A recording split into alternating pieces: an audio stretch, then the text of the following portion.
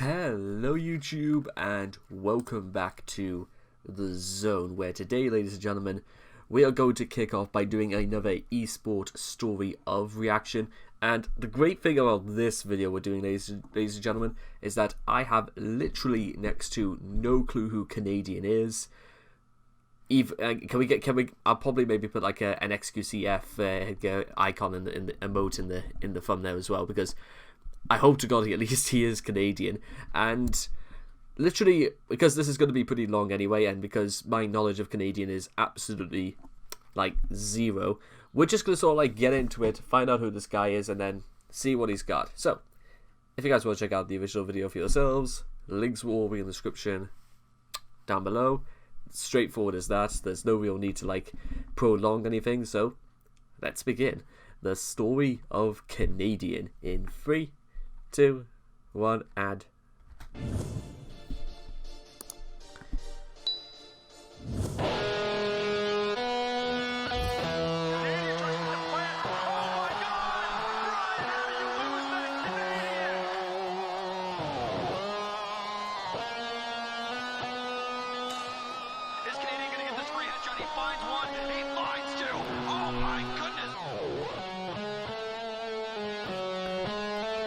he does kind of look like a little bit of a rock star, I'm not gonna lie.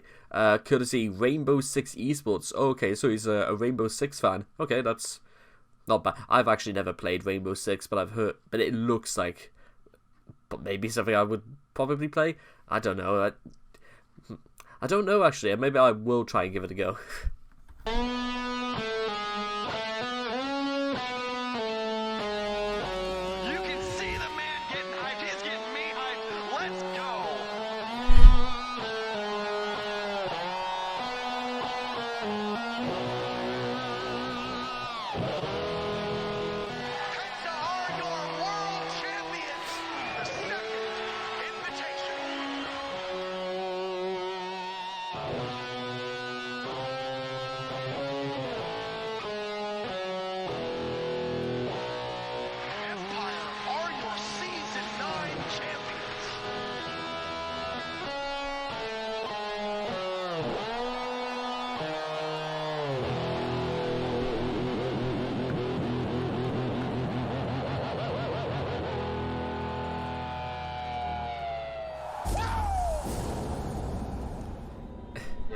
Really simple. I just want to win. You know, I reckon at some point Esport are just going to literally do an entire story of where they're not even going to say a word. They're just going to let what goes on display tell the whole story. Maybe that's what happens. Maybe if they do a story about me one day, they won't need to say anything. They'll just let... Because I can bullshit to probably save the whole world, so I can half imagine they're going to, they won't need too much work when it comes to this. Again, that's, really up in the air. I barely even know if I'm even sitting in frame properly, so that's that. Also, there's an ad coming in.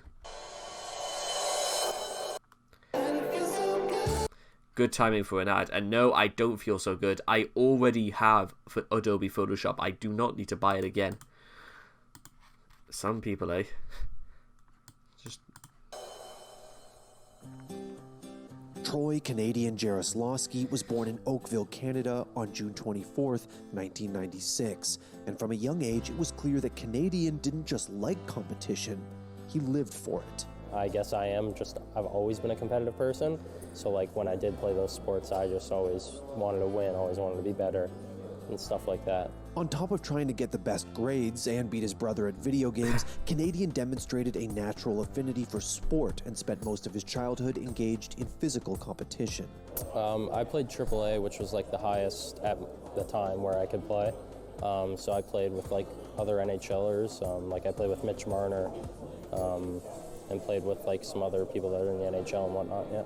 Of all the sports he excelled in, hockey was the one he held dearest. But it was also the one that would prove the most destructive. By 13, he'd suffered nearly a dozen concussions and was barred from engaging in even the most basic forms of physical activity. He'd gone from a kid who dreamed of being a professional... Yeah, no kidding. despite what it may look like, just like figure skating and all that, but trust me, ice hockey is about as violent as it comes. And I've never played this, but I'll give you guys an example. Rugby is not really, it's a contact sport, yes, but it's not really that violent. It's sort of like it encourages a certain level of aggression, definitely, but it's not as violent as that's ice hockey, or if anything, football was technically more violent, because if you've seen some of the injuries that you can get in that, you are absolutely gonna have maybe second thoughts. If anything, rugby is like soft play compared to football, but even then, it's competing in ice hockey is a bit like competing in a Twisted Metal tournament or competing in a real life simulation of Super Smash Bros. You're not gonna come out of it the same person as you went in. 12 concussions before the age 13. Wow. Athlete to one who wasn't even allowed to ride a bicycle. You couldn't ride a bike. You had to refine yourself, and there's no quick method. How'd you feel on it? I don't want to talk about it, so. Unable to manifest his competitiveness physically, Canadian turned his attention to gaming. I remember when you first started and it was, out of nowhere. Yeah, needed something competitive to do, and that was like what I really found, I guess. Then in 2015, he set his sights on Ubisoft's newly released tactical shooter, Rainbow Six Siege. Boasting strategic depth, dense mechanics, and a savage time to kill, it seemed like a perfect fit for a competitor as fierce and as intense as Canadian. But Call of Duty wasn't. It was very fast-paced, more run and gun, not as strategy-focused. And CSGO was more strategy-focused, but I was so far behind in it. So Siege was kind of brand new, very focused on the strategy and teamwork and all that, and less so just on pure skill. And it was still like that non-respawn shooter that I enjoy playing, and just kind of fit perfectly. From the moment he started playing, Canadian was determined to become the best, regardless of whether the game would ever become a full-fledged esport. So it wasn't really a decision. It was, like I said, I've always been competitive, so like, I just tried. I actually could have probably figured that out as well, but you know what? I think it says more about the sort of people who get into esports, people who love to just like actual athletes, they love to compete. They did this solely for this purpose. I mean, let's face it. I mean, you saw in those earlier videos that Troy looked absolutely heartbroken that not being able to ride a bike after multiple concussions at the age 13.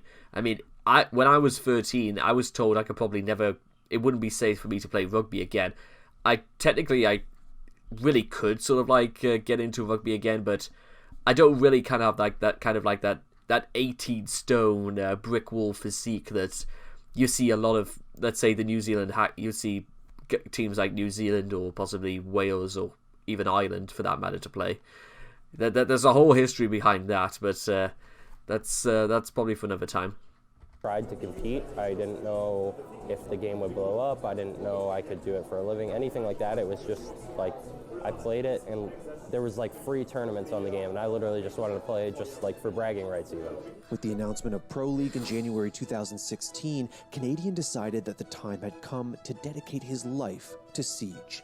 The timing was not opportune, given that he just started a degree in civil engineering, but Canadian couldn't shy away from his competitive nature. So I took time off school and just kind of put all my time into it and just wanted to see what happened. So like pretty much as soon as Pro League actually started, I went all out and just went full time. In preparation for Pro League, which was slated to kick off in March 2016, Canadian started competing in ESL's Go4 R6 events with a roster entitled Art of Execution. From there, he moved to Mythic Esports, with whom he made his Pro League debut.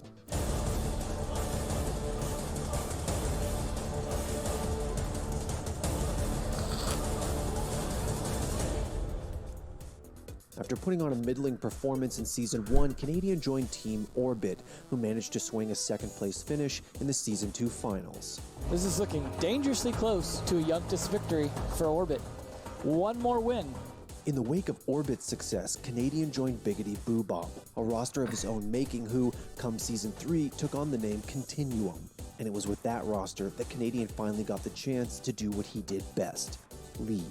I think he got his dream roster, and he got to do what he wanted with it, and that's why it is such a super team. Not just because of Canadian, of course, it's everybody else on that roster as well, but I think he got to execute his vision with that team. Continuum went on to finish second in the third season of North American Pro League and faced off against Playing Ducks in one of the most exhilarating finals in Siege history. They know Canadian is now up top 2. Blackbeard's on this floor. If Canadian can kill this Blackbeard before he gets around this corner. Blackbeard's on his drone. Canadian doesn't see him. Canadian peeks over the top, kills the thermite charge, but then will fall. One thermite charge for Canadian. That series went the full 3 maps, and by the end of the third, both teams had amassed 5 points apiece. They were squared up for one final round. Winner take all. Even as Continuum found themselves staring down the barrel of a 5v3, they refused to give up. Under Canadians' leadership, they prevailed. Meepy on the top of this staircase. He can see the gun. Meepy taken out up and above by Necrox. It's 1v2 for LM. This is going to be the deciding factor. Continuum can't find him, but there's the second kill. Retro's done it. More than enough time to defuse. Continuum are the first North American team to win Rainbow Six Pro League. Holy sh... Oh. After winning Pro League, Continuum were invited to compete in Siege's first official Ubisoft-hosted World Championship, the Six Invitational. We're Continuum, and we're the defending Rainbow Six Siege World Champions. We're here to defend our title and become the first real world champions of this game. Heading into the tournament, Canadian had already solidified himself as Siege's single most resourceful player. He's really aggressive, he's an incredible shot, he's so flexible on what he can play. It's just that kind of diversity as how he can play that makes him such a special player. In addition to proving that he was capable of being both a top-tier fragger and inspiring in-game leader, he became known for his ability to ideate and implement a wide array of counter-strats. If you ever did the same strat twice, you lose. That's always been the deal with EG.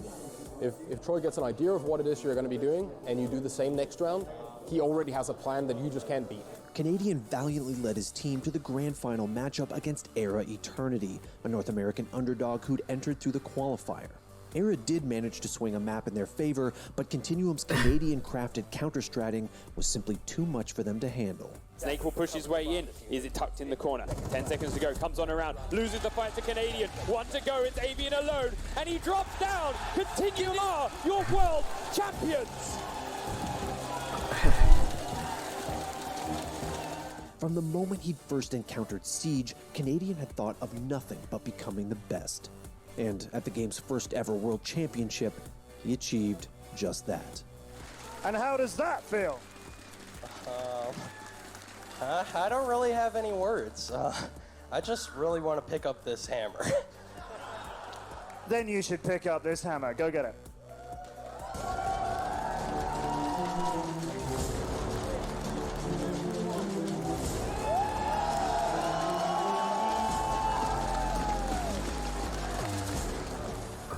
The question was whether he'd ever be able to do it again. I say yes. Come on, Troy. I say yes. Following their victory at the inaugural Invitational, Continuum fell into the most inexplicable of slumps. They have to play this perfectly, but they only have 10 seconds. They can just run away from him and he can't plant. They are going to fight Gio. He doesn't need the 10 seconds. It's a kill, and it's it, and it's game. Continuum, your world champions, are done in this season of the Pro League, and Elevate will advance to playoffs. In fact, it wasn't until the third season that they were able to secure a first-place finish to both re-establish their regional dominance and qualify for the Pro League Finals and the upcoming Invitational. Slow and steady will win this race. NVK takes down one. It's only easily left. As Vertical now Upright, Young answers, and it's all on Vertical. He'll go for one, but NVK lays in wait, finishes it off, and CTM is back. They will go to the Invitational, and they are your #1 seed heading into Sao Paulo. Following their resurgence, Canadian and his teammates were picked up by legendary North American esports organization Evil Geniuses in what was, undoubtedly, a perfect fit. It was definitely a big deal to me. It meant a lot to me to see that EG kind of saw in me and my team what they saw in these other players and teams. Upon reaching the Pro League finals in Sao Paulo, however, EG were once again faced with a disappointing result. Luck would have it that EG were to face the recently dominant ENCE Esports in the very first round of the playoffs. Two Titans going head-to-head. Somebody's going to be really upset no matter who goes home. The community loses no matter what, no matter who ends up failing in this match. But from behind, Kanto flanking, he takes out NVK. It's a double pressure hold. Bootsy takes out Canadian and gets Necrox too. It's just BC. He'll have to contend as Kanto comes in and ENCE takes map number 1.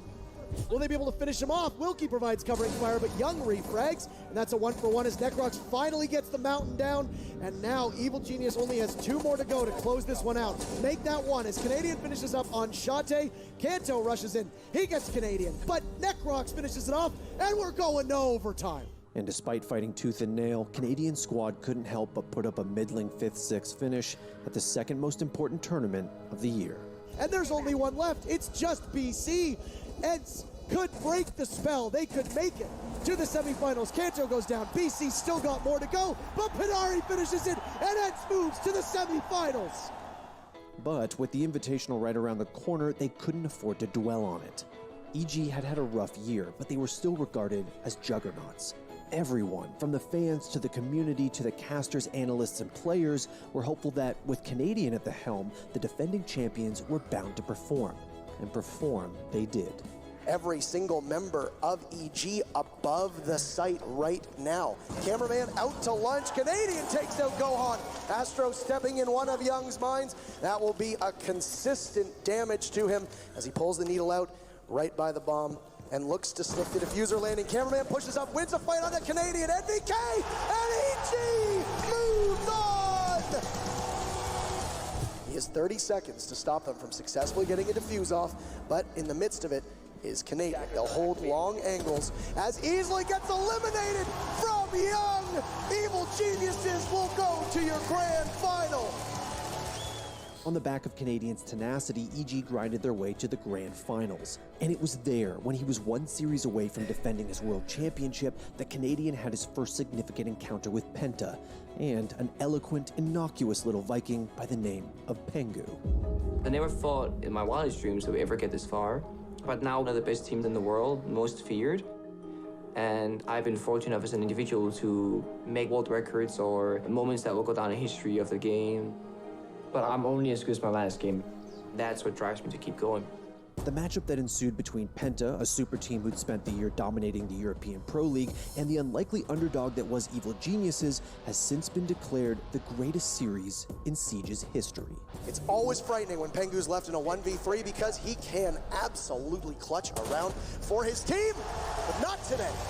EG says no thank you. Map 1 goes to them by a score of 5-2, and the crowd very happy about that result.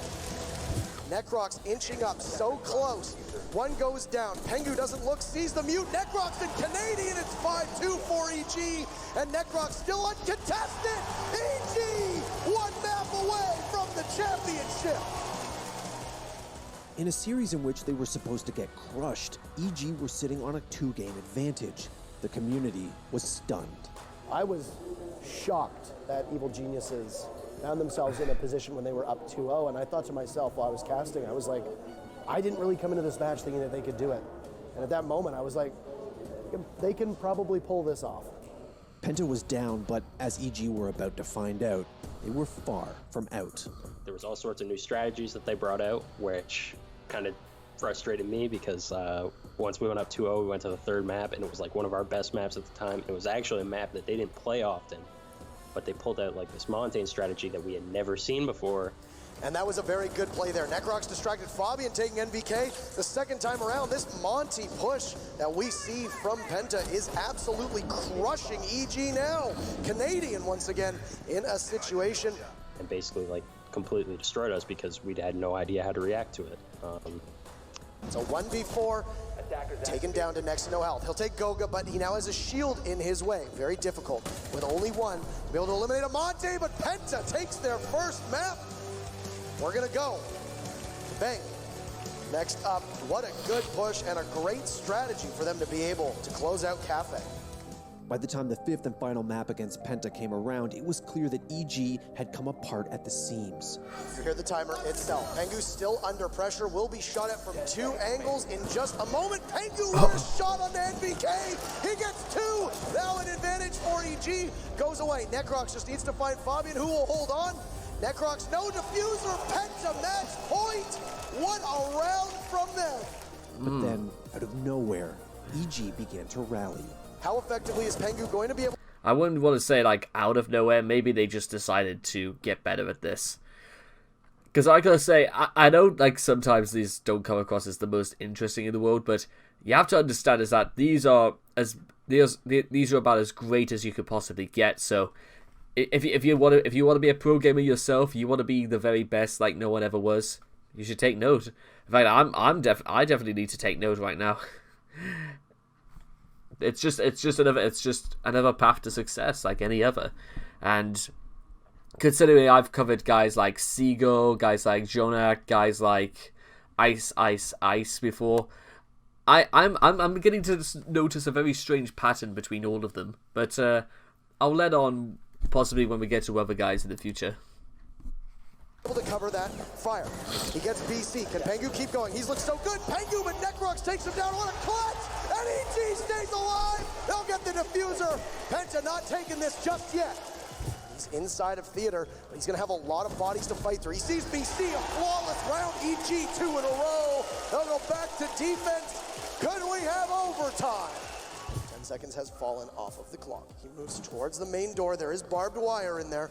That will let EG know. But you can see, there's only one inside. It's the Mira of BC. Can he return fire and crossfire in overtime? Why not? After winning 3 consecutive rounds, EG had managed to swing the momentum back in their favor. It was looking more and more like they might take the series in overtime. 2 each. Canadian has a tiny portion of health. He holds that diffuser. Pengu down, Fabian all alone in theater. He sticks the diffuser, waits for the audio kit. Young will need to cover. There is a C4 from Fabian. He primes it. Canadian falls off. He goes down. Young will need to get in. He has only 10 seconds, and he enters. They will be in a standoff. Can he get the Valkyrie? 2 seconds. Young pushes up, running out of time. Neither get it. Penta, hold on. Oh my, match point. Penta. Having lost the first round of OT to an unfortunate misplay, EG faced match point for the 2nd time in the series. The following round was quick, vicious, and ultimately saw EG come ahead in a 2v1 post-plant situation. All they had to do was secure one last kill, defuse, and push the series to a deciding round. But Pengu had other plans. They'll look to push together. The diffuser in a position where they'll have to see when the Hibana goes through. One will cover the doorway. As they start to defuse, Pengu goes for one on the Young. Can he go the second? They're often known as the best team in the world, never having that distinction until today. Penta are your world champions. The 2nd Invitational. For Evil Geniuses, their community of fans, and Siege's North American player base at large, the choke against Penta was heartbreaking. But for Canadian, it was downright devastating. A loss that he would never forget. Like I know at the Invitational when I was talking to Amar when you guys lost, and then you took some time before you came out to see me, and he went back and got you to make sure you were okay. Yeah. Yeah. They're good guys.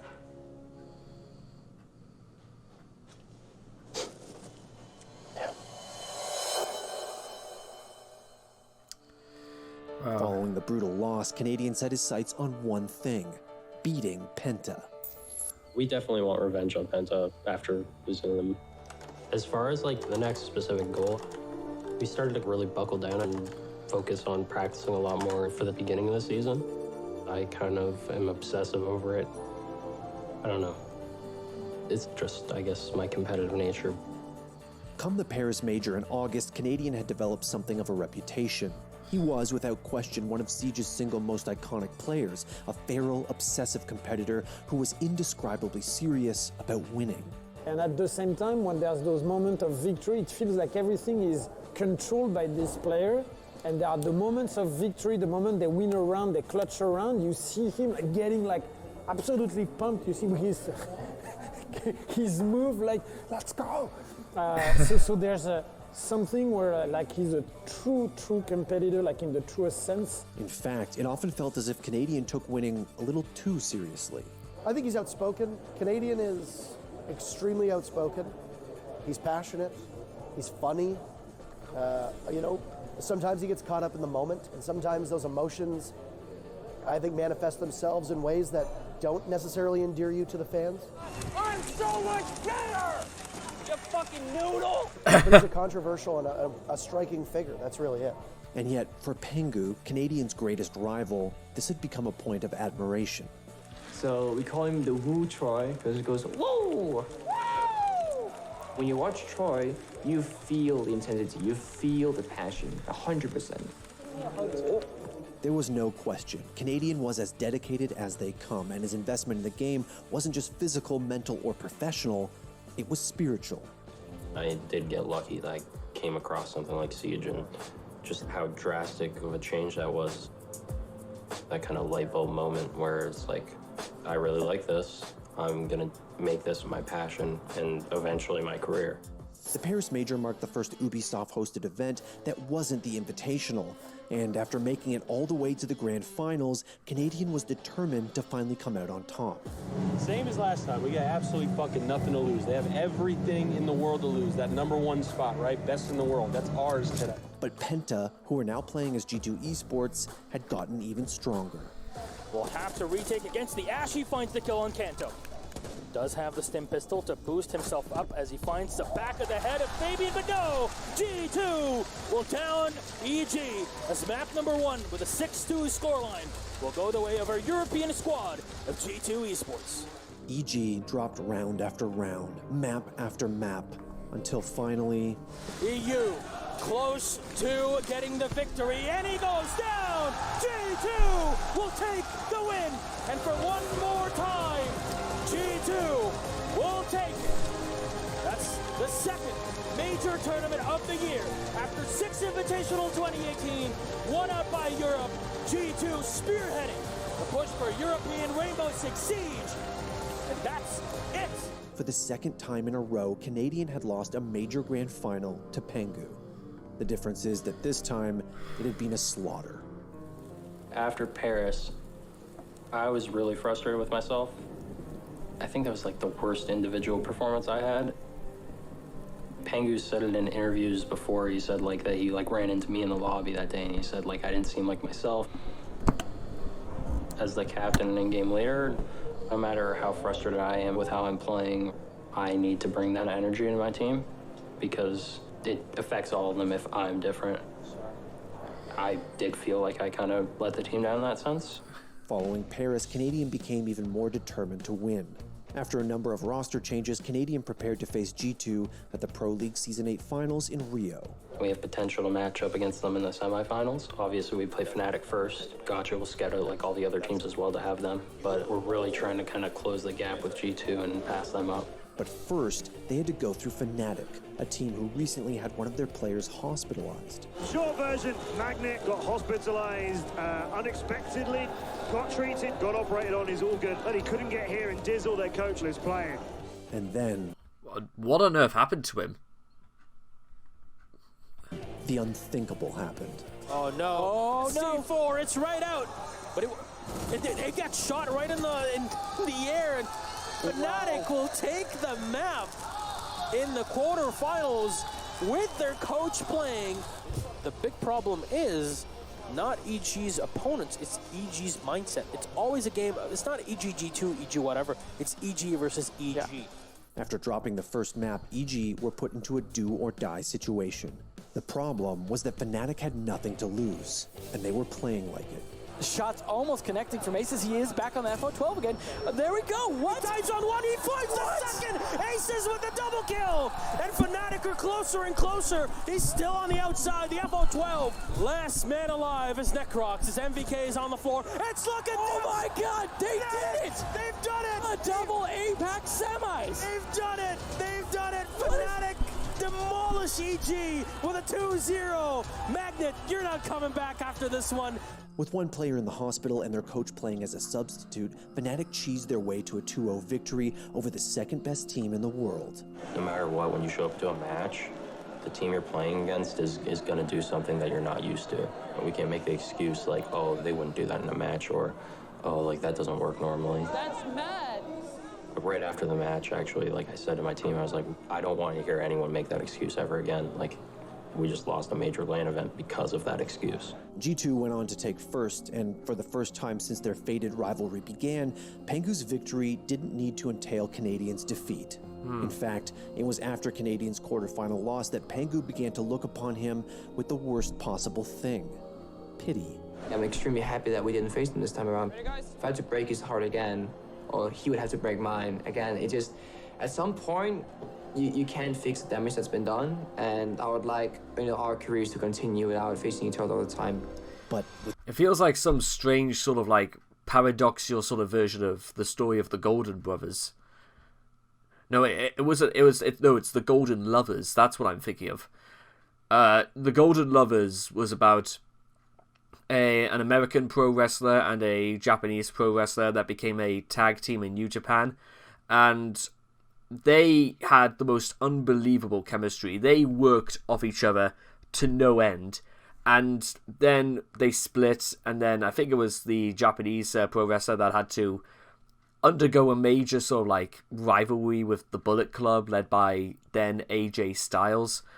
It's a long story and I don't really have time to go over it here, but it says something about how Pengu sort of realizes that if he did have to face Canadian or Evil Geniuses again, he knows that it would have been probably third time lucky. Of course, we'll never know that, but I think it says something more about Pengu where he desperately does not want to go up against Canadian because Canadian probably wants it more than anyone else. With the Invitational in 3 months, people still hope that Canadian could carry his team to a glorious result. His streak of second-place finishes got so bad that EG even fell short of first at US Nationals, Ubisoft's All-American supplication to Pro League. The usurpers of dominance, EG fall to the rivals of Rogue, and the hometown favorites here in Las Vegas, Nevada take home the title. But EG were making strides with their new lineup, and fans were hopeful. After all, there had never been an invitational or major final in which Canadian wasn't a participant. And as soon as the 2019 Invitational kicked off, it became clear that EG's hard work had paid off. They finished first in their group, having achieved the exact same record as G2, and were considered favorites going into the playoffs. EG's first matchup was against Team Reciprocity, a North American underdog who EG had scrimmed on many occasions. The way that you're going into this, if you're a Reciprocity player, is that no matter what, you're at a disadvantage heading into this, just simply because that the map pool is not developed enough, at least on paper, and I think that I completely agree with you, Oregon would have been a better bet, but Bank is what we'll go to, and I think that it'll have to be a miracle to see Reciprocity take map number 1. And as soon as the series kicked off, that expectation became a reality. Thinks better of it as the diffuser is left, and now he'll finally commit to going down the hallway. Gio hears him coming, playing it safe. Fox has hit the deck to try and peek the holes, and all it takes is one peek from Gio. That's map 1 in the books. Evil Geniuses 1 map away from a rematch against G2, this time in the semifinals. EG's dominance extended well into map 2, where they put themselves in a prime position to face off against G2 in the next round. Even more drones coming out as Canadian will isolate and finish off Laxing. It's Foxe alone in a 1v5. Insurmountable task. NVK will shut it down, retaking the lead. Our Evil Geniuses 2 rounds away from the semifinals. And then, slowly but surely, the tides started to turn. Knifes out the goo mine as he slowly makes his way up, and he'll take down Retro. Pre-fires into the rotate, but Foxe will drop Necrox and NVK on the flank. Skies with another one. It's all up to Young, turning and twisting inside of the site. In the midst of smoke, he's got 2 on his main stairs. He falls into his demise, and Reciprocity will equalize once again. It's a 5-5 game. In a crossfire now from the opposite side of the bar. 4 seconds left, and ladies and gentlemen, we are going to map 3 between Reciprocity and Evil Geniuses. From this point on, EG found themselves playing from behind. They'd gone from being 2 points away from sending Reciprocity home to being on the brink of defeat. It's Canadian against Skies with diffuser down. Canadian hopping straight on the defuse, and Skies vaulting out the window. Canadian gonna get off as he hears the window breaking. Pre-Fire's connecting on the shoulder for just a moment. And now Canadian again attempting to stick. 2 seconds, 1 second, turning to the corner. Skies will shut it down. Reciprocity, match point, series point. So it was fitting that the final round came down to a 1v3 between Canadian and the remaining members of Reciprocity. It's a 1v3, Canadian to keep his team alive in the biggest tournament in the world. Turning to the corner, he grabs one on the mark, trying to go in for 2 against Fox. All it will take is 2 bullets. Close range with the Deagle, Deagles him down. 1v1 against Laxing, and Laxing on top. Reciprocity eliminate Evil Geniuses. I did not think this day would come where we would see them shut down. In the corners like this and the big stage, Reciprocity almost gave that round to Canadian. You see him scratching his chin. That is the appropriate response right now, because that is what I'm doing, wondering what just happened. The nightmare had been realized. For the first time in his career, Canadian had failed to make the grand finals of an invitational, a finals in which G2 would trounce their opponents and secure their 3rd consecutive major title. It seems as if there's more riding on the success of Canadian's Siege career than meets the eye. This is a guy who was born to be a professional athlete, who might very well have made it into the NHL or MLB had it not been for his head injuries. And it seems as if every time he wins or loses, it's with that in mind. Look at this. Number 9. Wow. You're taking that home with you. That's a keeper for you. No. No? No. Okay. Okay, cool. But it's also clear that Canadian isn't the kind of guy to give up on trying to become the best, to give up on himself. I do think I detect a new kind of level of Canadian coming. I think there's a new, slightly wiser, not to say he isn't already wise, but just slightly he's going to learn from these experiences. I think he's always going to be a great player, but I think there's going to be an extra level to him to come back from these defeats that they've had. There's a lot of talk in esports about certain players being true competitors, but there's no question that Canadian takes labels like that to a whole other level. He's one of those few players for whom the best is never too much trouble. He's a good, good role model for people that want to get into esports, right? The dedication that they show, and that's both for Canadian and for every other top contender, to be honest. Come the Season 9 finals in Milan, he proved that EG were still one of the best teams in the world.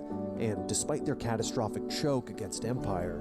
And NVK will watch as Gio goes for the plant. The sound cue will give Dim the information. Oh, he takes one down! Oh! And a new Empire will rise as you crown a new champion here in Milan. An addition of Dan to this team proves to be what's needed. And this miracle comeback from Evil Geniuses will be all but a dream. Empire are your Season 9 champions. An absolute heartbreaker. And you got that feeling, Michael, at least I did, that we were looking at an opportunity to go to overtime. It sure did feel like we were back in the 6th Invitational in 2018. Oh, yeah. With EG storming back after finding themselves down by such a number. One thing did become clear. There is another championship with Canadian's name written all over it. He just hasn't found it yet. But with every heartbreak... And this is going to be Evil Geniuses going home. Necrox rotating, but it's not going to be for anything. The Giants send Evil Geniuses packing for the first time in a group stage at a major. He only gets hungrier. He's wanted nothing more than to lift that hammer since the day they made him put it down. And now that he's found a new home on Space Station Gaming, he won't rest until he does. At the end of the day, it's winning. That's it.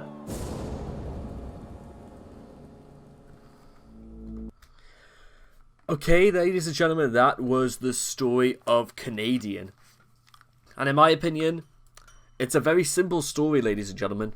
And it's one that athletes, professional, people who are just getting started people who are at the very end of their career, people who are looking back on their career and of the state of sports as we know it right now. But it's incredibly apparent when you could look at everything, take everything into consideration, from Troy's beginnings to his head injuries to how he grew into becoming one of the most formidable Siege players ever, to his rivalry with Pengu, and now to where he is right now. One thing is incredibly obvious if you look at everything into consideration, and it's this: Canadian was 100% made for this. He is a competitive nature by blood. It is running throughout his body. And you know what? You can tell by the way he talks, the way he addresses, the way he plays, the way he plays as well.